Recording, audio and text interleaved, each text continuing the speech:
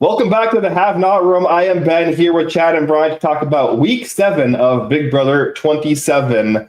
And a little bit of chaos this week, a little bit of back and forth. But I do think this was probably a little bit of a come down of an eviction episode compared to the last few that we've had, where we see Kat ends up leaving the house right after Riley. And, Kelly, she's a cockroach, I didn't think we would be at, in the final 10 still talking about Kelly still being here. Brian, what were your thoughts on this week overall so far? I thought it was an okay week. I thought, at this point, it's very clear, like, that side of the house that Vince has joined, the judge's side, if, they stick together, they're going to steamroll because the people on the other side of the house are just completely inept at the game, wildly so. I know that Kelly saved herself again. Fine. That doesn't really do much for me because she has no foothold within the game whatsoever. She's probably going to have to save herself again next week if Keanu or she doesn't win. So overall, it feels like a little bit of okay, we just got to trim the fat so we can get to the back half of the season that's going to hopefully be pretty strong. Yeah, Chad, do you have any high-level thoughts, before we dive into some of the specifics? No, I fully agree. I think, once Vince picked his side, that's probably what we're going to be looking at the rest of the season is the judges running it. And then it's just going to be who's from the other side is going to be the last one standing that maybe, a Rachel or a Vince has to side with to make a case for themselves to be in final two with. But I don't know. I agree with Brian completely. We just got to trim the fat. But I think there's a double eviction coming up in the next couple of weeks, maybe. Yeah, I would have expected if it were next week them to plug it. So I don't think it would be next week. It would probably have to be the week after. And I've also seen rumblings of people saying triple eviction.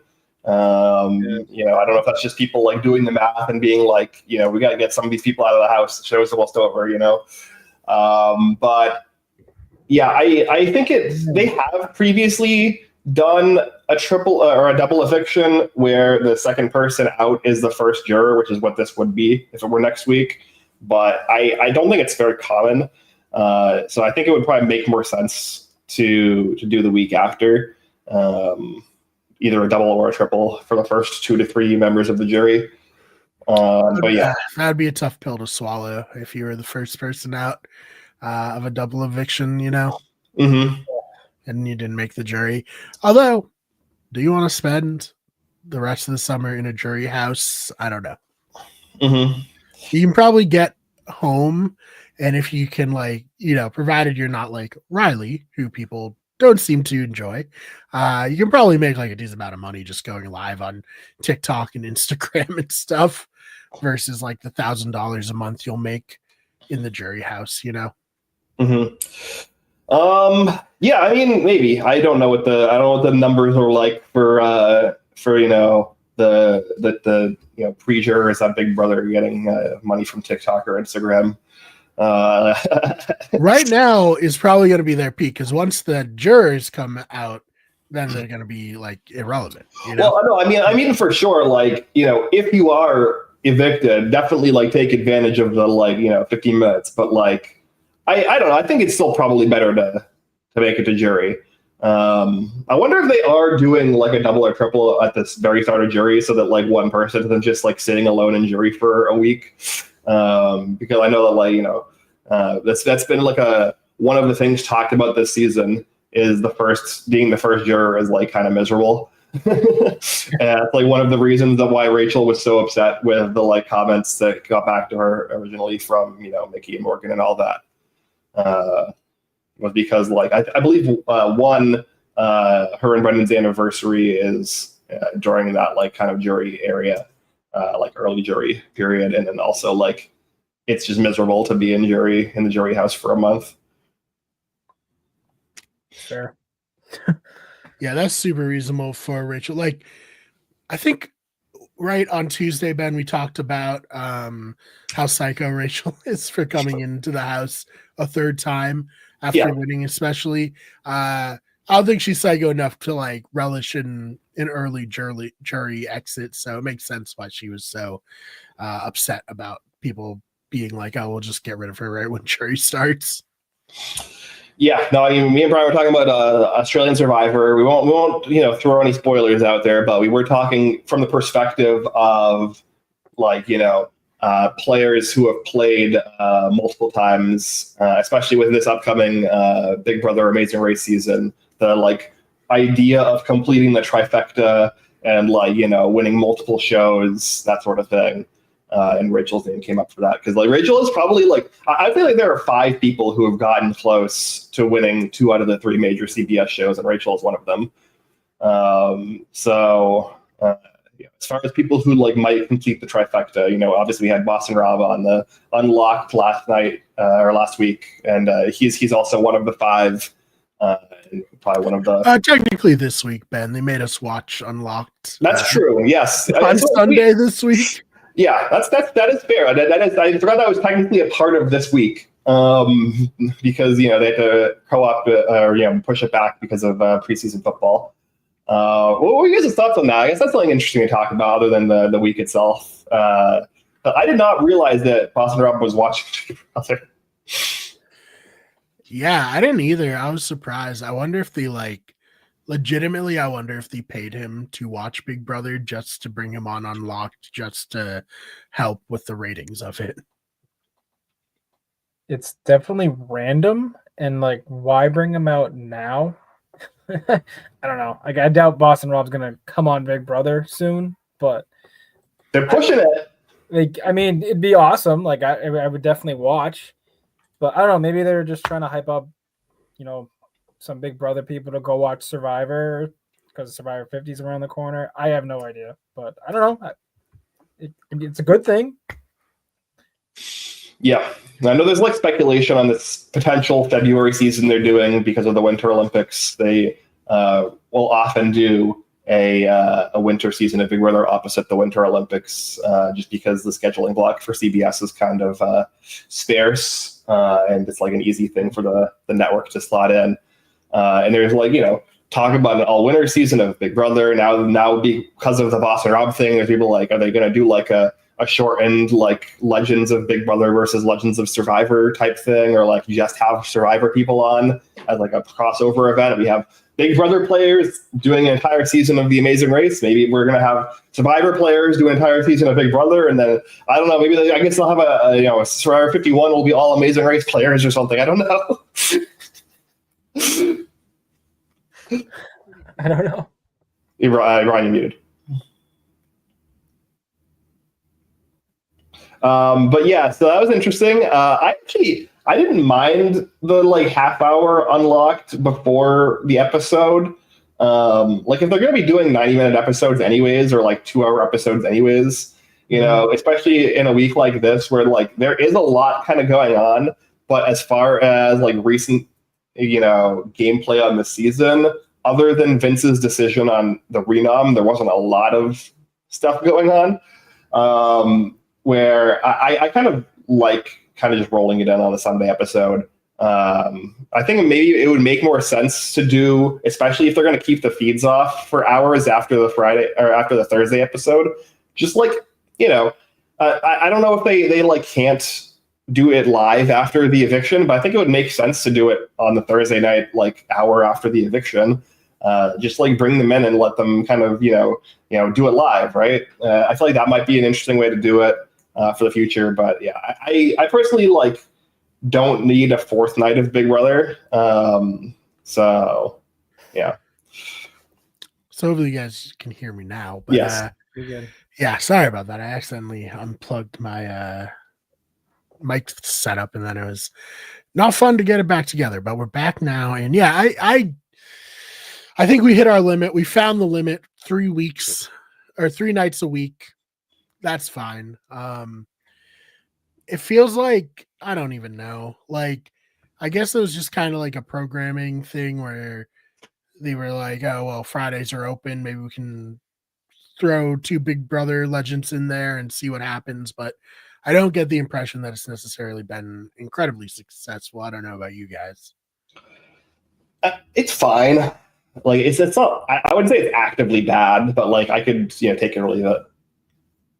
Yeah, I mean, I've never watched it outside of the Sunday episode, and I like the idea of bringing back, other than having Derek and Taylor on, like bringing back other players, just kind of like get their opinions, and it's cool like for non live feeders out there, if they like just highlight things on the live feeds that maybe didn't make the show for whatever reason, or just provide a lot of extra context. I think if they used it for that kind of purpose, you get a lot more viewers. And if they sold it that way of like, hey, there's a lot of stuff on the BB Unlocked that doesn't make the show, that gives a lot more context, and kind of like is a wrap up of feeds for that week, I think that would get people to watch it more. But I think 4 nights in a row, well, 4 nights a week, I should say, of Big Brother is a lot, especially like on a Friday night.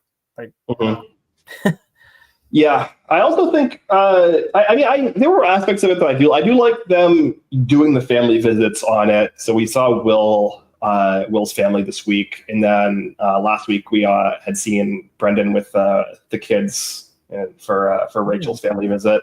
So it was cool to like see those, because like family visits are a thing that they used to do more of, but like in recent seasons they've done less of, just simply because they don't have the time in like the main kind of shows to like squeeze them in usually. And then when they like do plan them or do film them, that's always when something crazy pops off. They're like, oh, the game's really slow right now, let's get a family visit going, and they film one, and then something crazy happens and they have to toss it out. So I think Unlocked is a good place to put that sort of content, and like that's like good stuff to like give more background on these players, especially like the new players. Like seeing Will's family, I think was really cool.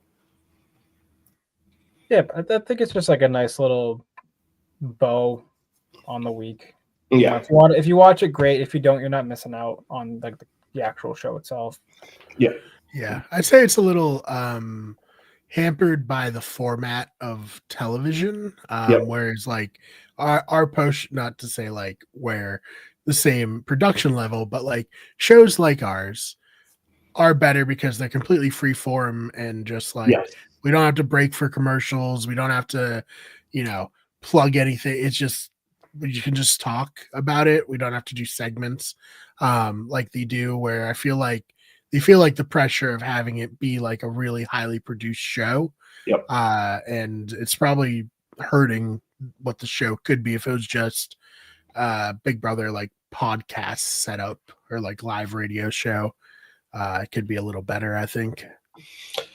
Yeah, I agree. I think that they're kind of like riding the line between it being freeform and it being a segment. I know that they've talked about like they wanted to be structured like a Sports Center or like kind of like any kind of like ESPN panel show, but for Big Brother. And like I think I get that that's kind of what they're going for, but I don't really necessarily think it works for like Big Brother. And it's partially because like when they film it, which is basically like right after the eviction, they have like the least amount of information to like talk about something interesting, which is funny because we also are filming right after the eviction. So maybe that's like an indictment on us for me to say that. But I think for a season with the blockbuster, it's kind of necessary. And so they are not really like able to really project onto the next week because they don't know who the next HOH is. So a lot of it does kind of feel very like canned. And then like Brian said, like the segments, I think some of them are okay, but a lot of them just feel like they're just kind of forcing a format into like something that doesn't really make sense. Whereas if they were just kind of like vamping freestyle, it would be better. So it looks like if you feel like they're trying to get the both, like get the best from the podcast vibe and the best from like a produced show vibe, and they're kind of missing on both sides. Yeah, I heavily agree. But yeah, I guess that's our segment on Big Brother Unlocked.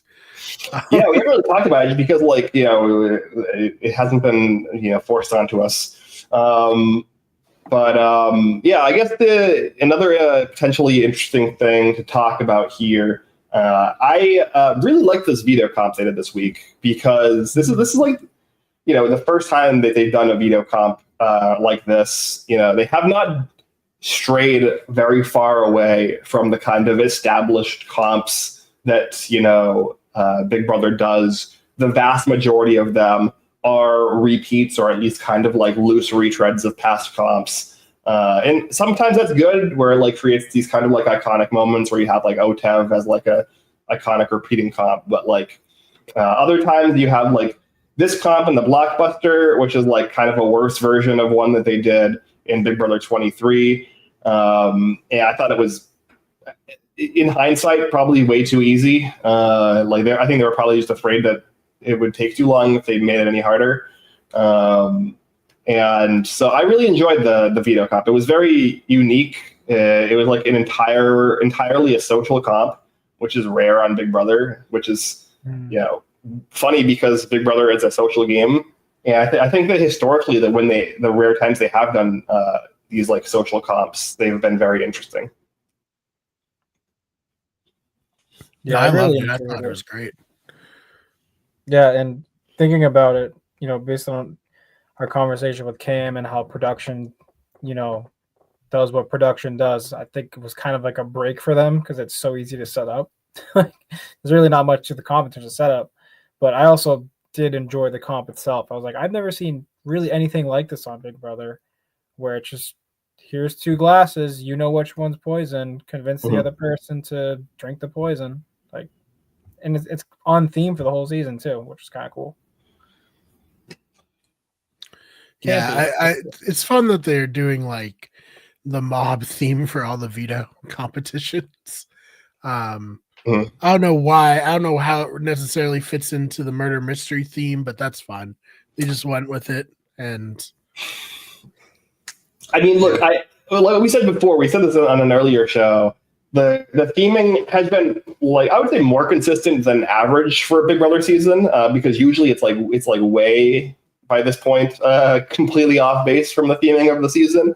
But it is kind of like inconsistent whether the house guests are meant to be like detectives or criminals. It feels like half of the competitions they're supposed to be the bad guys, and then half the competitions are supposed to be like the detectives trying to solve the mystery. And I don't know, it's kind of like a little bit of incongruity between the theming, but it's like still for Big Brother way better than average. Yeah, it's better than like the theme of summer that they do a lot. Yeah, beach. Yeah, beach. Yep. Yeah. The most famous theme in Big Brother, beach. Remember when they were gonna have like sand in the bathroom, like real sand, and then like and they changed it last second. Yeah. That was so funny. One of the rare correct calls that the production has made. It's like kiboshed. I guess I guess it's like kind of part of the course, right? They had to make a really bad decision and then undo it, and then that's the good decision. Right. Yeah, I can see a litter box situation happening there, and you don't want that. No, definitely not. House is dirty enough as is, which we. That's the thing. It would like the sand would have been everywhere by like the end of the first week. It would have been a complete disaster. Yeah, I don't know why that was even like a consideration for a thing to have done. But yeah, I mean, look, you had like beach, like even in like BB24, like the theme was like festivals. Yeah. Okay. I mean, so as far as like, I guess, cogent theming goes, this season is probably above average. Yeah, no, agreed. So I guess, do we want to talk like grading Vince's HOH? Yeah, I mean, this for me is kind of a distillation of Vince as a player, right? I think like the perfect screenshot that you can have of Vince playing Big Brother is in this Eviction episode when Keanu's confronting him in the boxing gym. him just curled up in fetal position with his head, with his like hoodie on, crying. And like half of it is real, half of it is put on, and like you really cannot, discern the boundaries between him being like having a legitimate emotional meltdown and like really like playing up him being upset in order to try to emotionally manipulate people, because like it's really hard to tell. Like that's like, again, that's the one thing that Vince is good at, is like emotionally manipulating people using pity as a weapon. Yeah, he's a top tier emotional gaslighter. We've established that, and he might be doing it all the way to the bank. So we'll see. Yeah.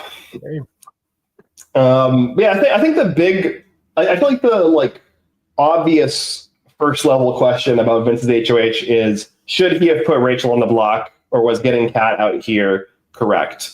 And then I personally think it didn't really matter what he did with the veto or with the renom. His issue with the HOH was all the things he did before and after the veto ceremony, where he was like oscillating back and forth between the two decisions for so long that he like almost got the worst the worst outcome from both of them, like the worst consequences from both of them.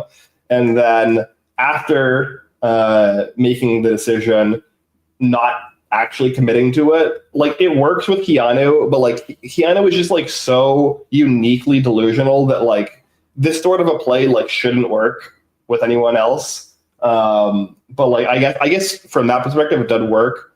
But his relationship with Lauren this week has been majorly strained. Obviously his relationship with Kelly is basically completely over. So like while he did kind of pick the side of the judges by the end of the week, the journey to get there was so fraught that he like could have gone to the same destination with way less, blood, with way less people being upset, and with also way less of making people like Rachel feel discomforted by you having to be like, convinced over and over again by people staying up into the wee hours of the night up until the final moment before the veto ceremony, Rachel making the pitch to him to not put her on the block. Like that's not like engendering a lot of trust with this alliance that you've basically burned your game to work with. So yeah, I think that it's not the decisions that he made, it's how he made them for me that was the issue with his HOH. Yeah, it's just really messy gameplay. Yeah, so that's the slogan of the season, I would say. Messy gameplay.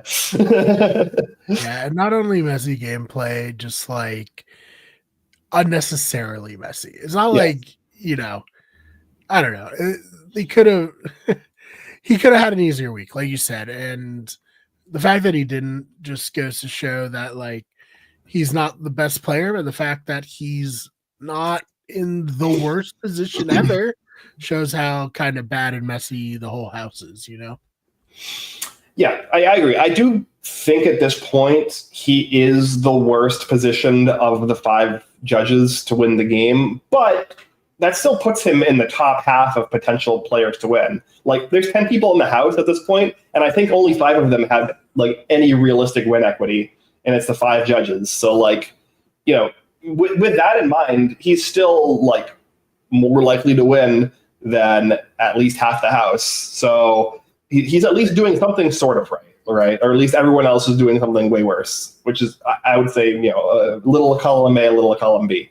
But yeah, I think right now we're kind of looking at a scenario where Vince's HOH and the way he handled it was like really detrimental for his game, but really, really good for Morgan's game. And Morgan has had like one of the craziest kind of like bounce backs of like any player that I've seen in recent years. Like the closest I can think of is like week 3 Big Brother 24 Taylor in terms of like complete bottom of the house to top of the house at like the like snap of a finger. Where like she was 1 vote away from being evicted last week in a vote that basically flipped last second, like during the eviction. And now she's arguably the most likely winner of the season in literally less than a week. That's how crazy this season is. Yeah, can you kind of, well, do I want to be messy as the house is? Let's talk about it. Let's talk about it. Let's talk about it. People will be upset if we don't talk about it. Yeah. What is happening with Morgan and Vince? Well, I mean, you know, they're definitely very touchy.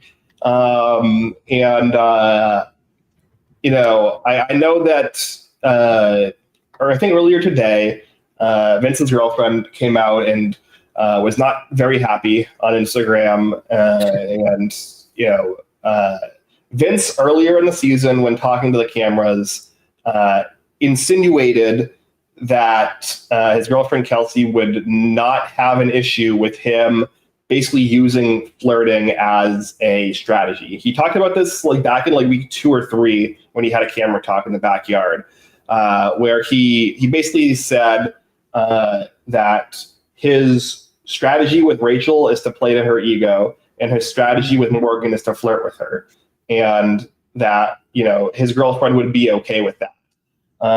And people like somewhat took that for face value, but like there is a long history of players in relationships coming into the house being like, yeah, my significant other gave me the green light to use flirting as a strategy if it, you know, progressed my game. And it turning out to not necessarily be the case, and it kind of just being an extrapolation of like a larger thing. And yeah, I mean, his girlfriend did come out today and say like, no, I did not give him permission to use flirting as a strategy. And, you know, it feels like the vibe is that, you know, they had a conversation about the boundaries headed into the house, but then also there was like this layer of like, you know, go in there and win the money, do what you got to do.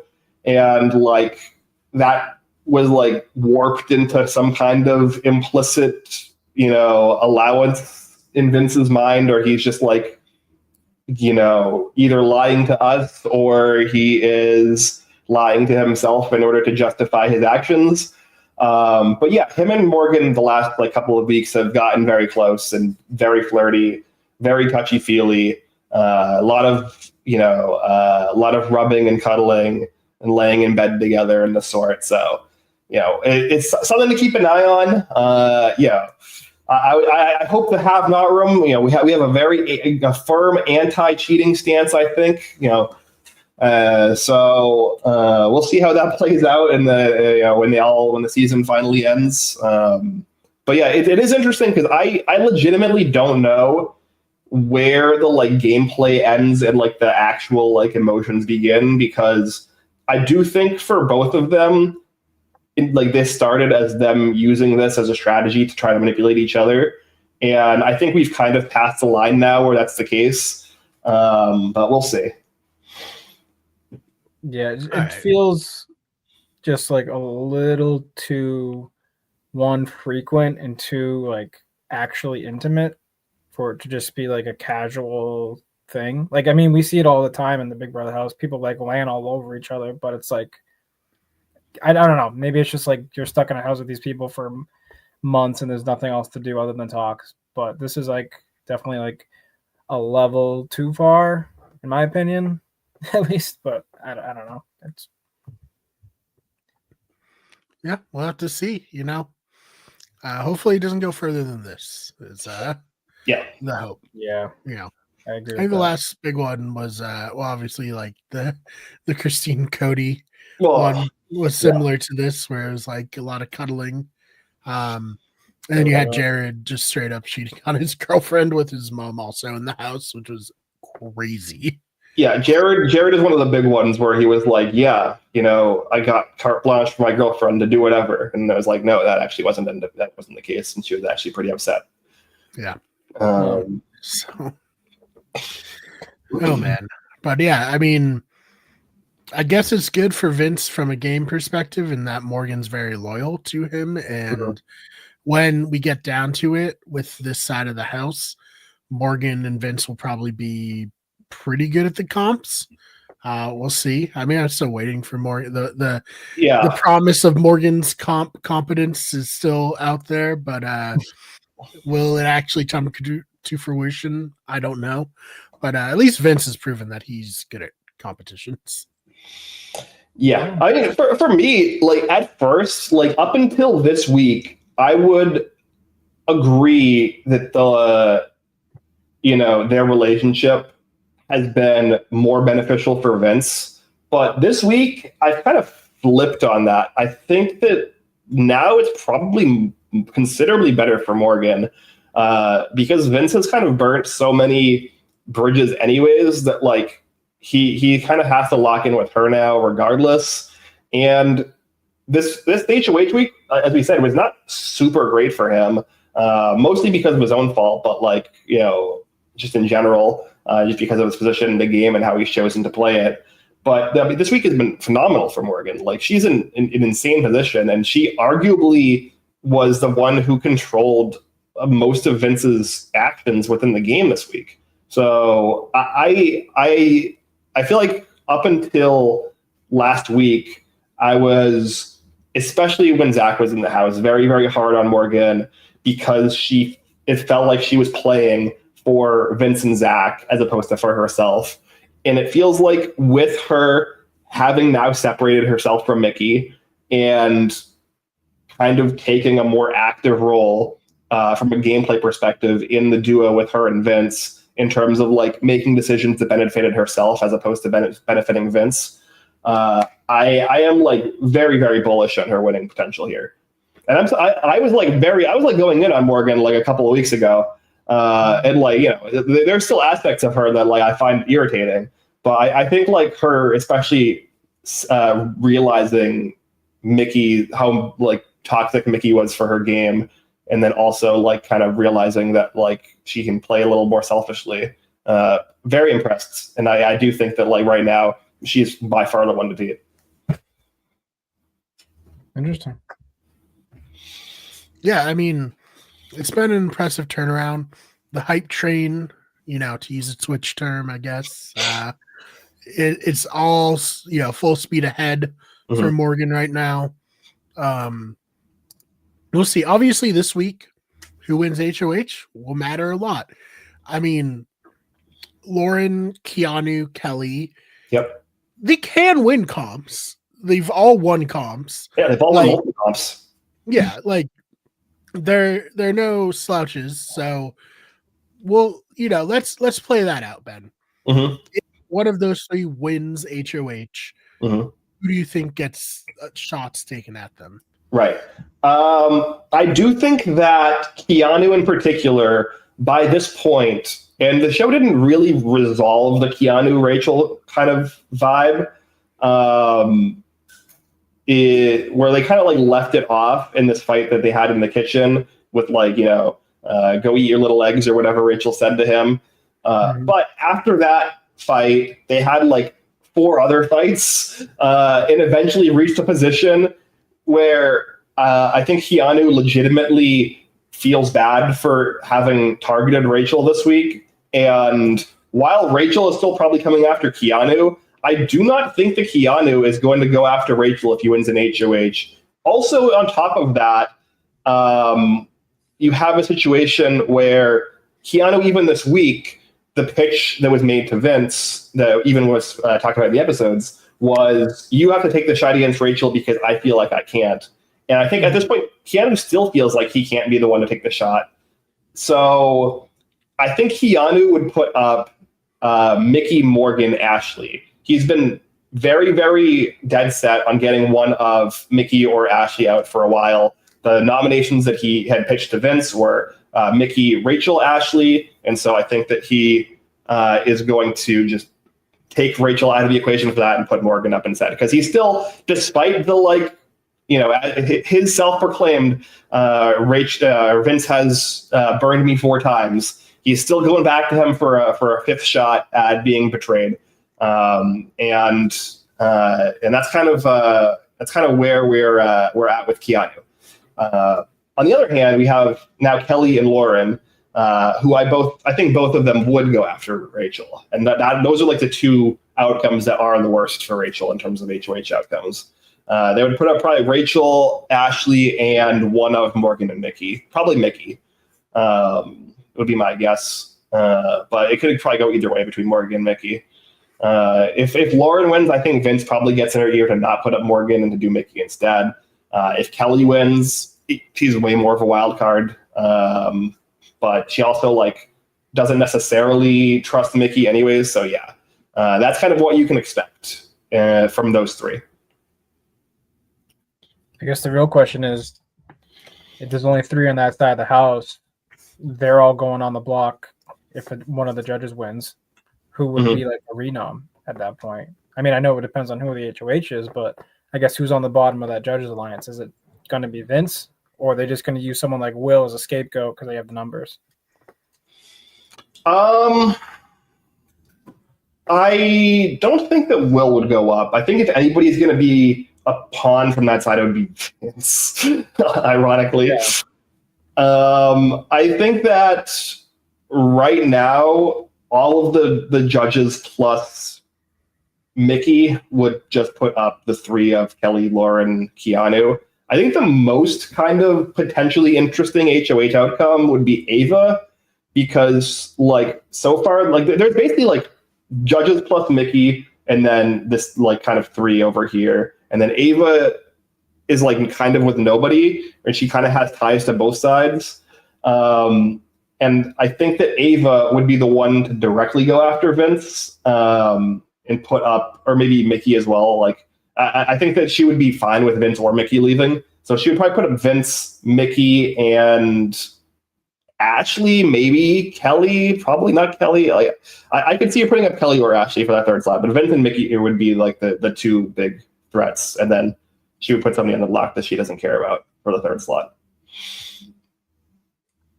Yeah, so we'll have to see what happens there, but I think this week could still be interesting, especially because if those three get nominated, any of them can win veto, and then who knows, win a blockbuster.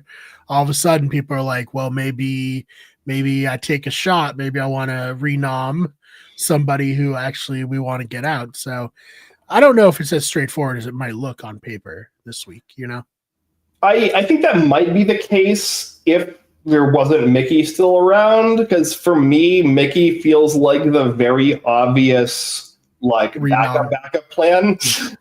Right. For a Kelly veto or a Keanu wins veto, Kelly wins blockbuster. Whoops, Mickey and Lauren are there at the end of the week. We probably just get rid of Mickey instead of Lauren. Damn. Brutal. But, Mickey's at least good at comps, so she should be, it would take a lot to go wrong for her. Yeah, I mean, she's dodged bullets the last 2 weeks. Arguably, she was the most likely person to go home the last 2 weeks, and she won the blockbuster 2 weeks ago and then won the veto this past week. So, become a bit of a potential comp threat. Yeah, no, I think it's interesting to have someone like that around still, where she was once so powerful in this game, and now she's fallen, but it's still an interesting player to have here. But yeah, I mean, we start jury next week. That's fun. How long is the season going for, Ben? I think the finale is a month from now, or around a month from now. So I think there's 4.5 to 5 weeks left, which is how are we getting rid of these people? Which is why people are saying triple eviction. Because we either need a triple eviction or we need 2 double evictions, I believe, in order to get them all out in time. So, I'm curious what they're going to do to kind of speed up this end game.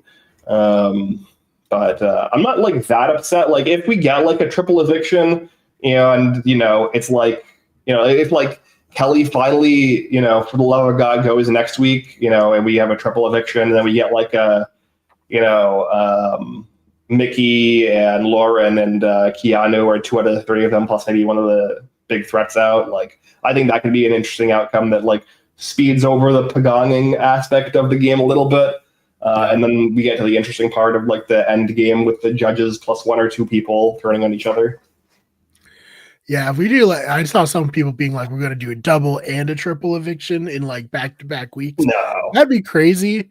That'd be like so fast. The players who survived that would probably feel so weird, like just going from so many players to just like the end game immediately. Yeah. I don't think so. I think it's either 2 doubles in back-to-back or separated by a week, or a triple. And right now, I am kind of getting on the triple train just because I don't know. Like, we're really running out of, like, if next week is not a double at all, like, I don't think they have time to do 2 doubles. I think it would probably have to be triple the week after. Do you think they do it how they did it in All Stars? Or do you think they do it the way BB Can does it? I mean, there is a precedent, right? The All Stars precedent.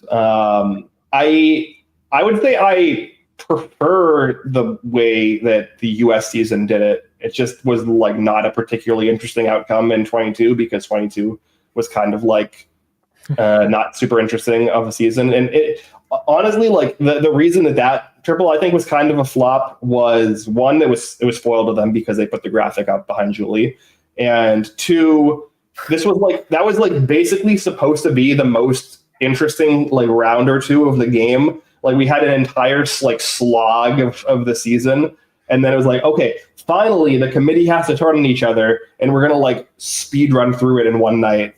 And then it's like, oh, okay, well, I guess Cody just wins now. Yeah, I almost am wondering if it would have been worse to have a whole week of Enzo just deciding not to do anything, or if we were saved a little by him just deciding in one night not to do anything. Yeah, I mean, you're probably right. I mean, it probably was less painful for it to be over in a night because, like, I think the odds of something interesting happening if it were a week are still pretty low. Yeah, I agree, and it's like what the BB Can was it Netta got voted off in the double eviction, or Netta was a double eviction and not a triple eviction, in BB Can 5. But like, I feel like a little bit of like the reason that happened was because it was so fast and like the players didn't have enough time to second guess themselves. Mm-hmm. So I feel like if anything was going to happen that week, it would have been because of the, just quickness. So the fact that it didn't happen anyways was like, okay, fine. But yeah, it should be interesting.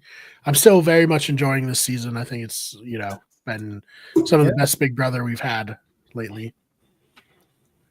Yeah, I agree with that. So this week will be a normal week, and then we're thinking next week will probably be a double or maybe the triple for the first 2 or 3 jury spots. Yeah, that would be my prediction, just because like we're really running out of runway here for them to get people out of the house. Presumably the reason is because of the blockbuster, right? That we haven't had a pre-jury double. Which maybe is like one of a potential indictment on the blockbuster as a twist, is that like it doesn't really offer the availability for there to be a double eviction pre-jury, or at least until you end the twist. Which means maybe in the future they should just run the blockbuster for like maybe 5 weeks and then end it, and then the next week do a double. Like, that could be a more interesting, I think, way to do it, and that also wouldn't. Would mean that we don't have the Kellys of the world, who are arguably the worst Big Brother player in the history of the show, about to make jury because they keep winning blockbusters. So I don't know. I think there's still positives to come from the blockbuster, but I think that one of the negatives that was unforeseen was it not allowing us to have double evictions. I'll take it, honestly. I think it's, more entertaining than a double eviction. That's fair. It is kind of like you get a little double eviction energy every eviction. So yeah, that's fair. It adds up. So yeah, it just changes the game, makes it a little more interesting / comp reliant, more random outcomes. Yeah. Yeah. So anything else you guys want to touch on before we get on out of here? I'd say we should talk about Catherine's legacy, but there's really not much to it.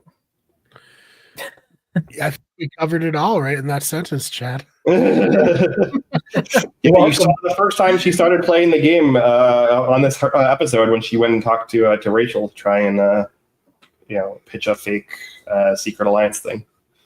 Yeah, she was kind of like covered by like being likable and people really liking Riley. Like, as much as we don't like Riley, we have to admit in the house he was extremely well liked. To the point where people like are still hyping him up, like in the house, being like, "Oh, he's gonna have lots of opportunities and stuff when he gets out of here." Not so much, but once Riley was gone, people were like, "Well, we don't like Catherine that much," you know. Yeah, we even talked about this during especially Mickey's HOH week, where like Riley and Catherine during that week were heavily protected, more so by Riley's work, and Kat almost kind of undid some of it with Mickey because she disliked Mickey so much she couldn't like put on the nice face and go talk to her in a similar capacity that we saw in this episode where she's like, I have so much trouble talking to Rachel. I hate her so much. And like, I can't fake it with her. And it's like, well, I think you're on the wrong show. Yeah. Right. Oh man. Yeah. So next week we might do a show earlier in the week. We'll see. We will figure that out. I'll tweet it out on, the WG Everything Twitter account if anybody's super like invested in when we're gonna be live. But yeah, we'll be back to normal the week after. And Chad, anything you want to plug or promote before we get out of here? No, you can follow me on all my socials at the handle right below me. All right, and Ben, same thing. Yeah, you can follow me on mine if you want. I didn't really talk too much about Big Brother this past week just because it was like not a lot to talk about. It's kind of a straightforward week outside of like I think the last comments I made was right after the veto ceremony when Rachel wasn't nominated, and I was like, wow, I did not expect that. But the last few days I've been pretty quiet, so. Yeah, so you can follow Ben on Blue Sky, and then we also are covering Australian Survivor. Ben and I have covered the first 6 episodes, first 2 weeks. You can find those on the channel. We've done pretty well numbers-wise, which, very happy about there. It's been an awesome season. Yeah, legitimately an incredible season of reality TV. So definitely check that out if you haven't already. And yeah, we'll be back next week covering Big Brother and Australian Survivor. If you somehow can't get enough of us, main channel, we can get everything covering video games. Just put up a new video about Gears of War coming to PlayStation and Helldivers coming to Xbox, and how that is, signaling the end, I think, of console exclusivity. So go watch that video and, those fake nerds, more video game talk where you get sports talk, and of course the Have Not Room, the Blindsiders channel, and Wicked Scary for scary stories. So lots of stuff for you to all check out. Thank you so much for watching, and we will see you in the next